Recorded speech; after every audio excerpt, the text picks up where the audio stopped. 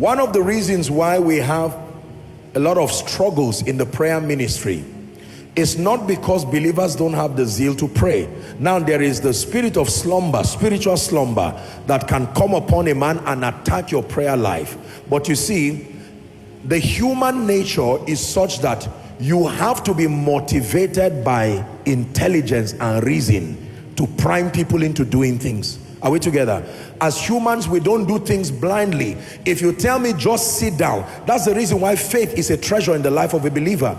Because faith sometimes does not demand an absolute knowledge of everything. It demands trust in God. So if you ask me to sit and you don't tell me any other reason, you just say sit there, I will sit in obedience to you, but it does not deny the fact that I will be frustrated because I don't know why I'm seated. Are we together?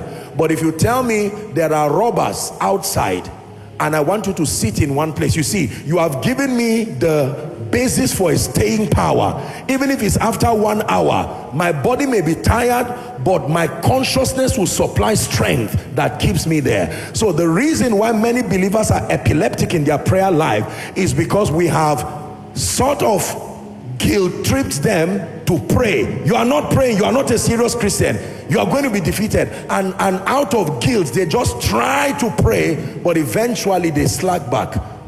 The correct way is to help them understand what really happens when you pray. What is the value? What's the treasure? The riches that are derived from a healthy, consistent, ever-increasing prayer life.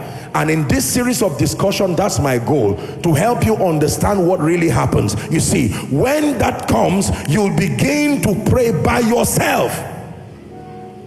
By yourself. Go and wait for me at a junction in Wuse. Apostle, why? Just stay there. Now you will get there in obedience and be angry at every car and be frowning and insulting me while you are waiting, and where you exhaust your obedience, you just leave and say let the worst happen. But if I say wait there, in 2 hours someone is bringing ₦1 million for you. You see that now?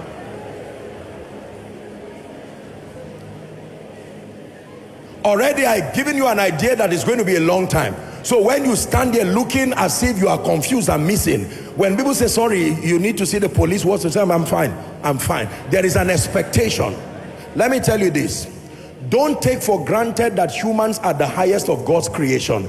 If you want them to connect to spiritual things, you must reveal to them the treasure that is contained in obedience.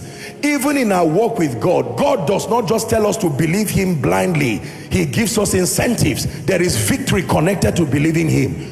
There is heaven connected to believing him. He will not just come and say believe in me, serve me, worship me. He would sound, that would be the same thing. Even idols that don't have power, they lure men to worship them by giving them incentives. Hallelujah.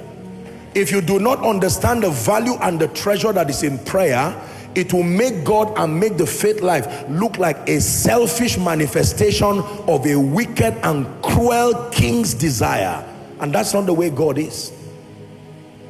Everything prayer is for the profit of the believer. Everything prayer, including giving God praise and worship, is still back to the profit of the believer.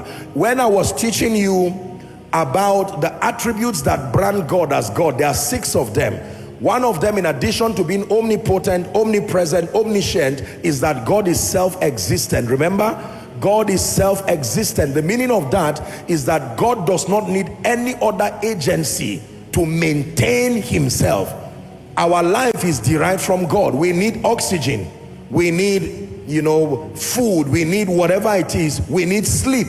Do you know you can be healthy and without sleep you can become sick again? But the keeper of Israel does not sleep, he does not slumber. That's what makes him self-existent. When he became a man, he slept on his way to Gadara. When he became a man, he slept, he woke up, he did all the things that humans do. But as God, he's self-existent.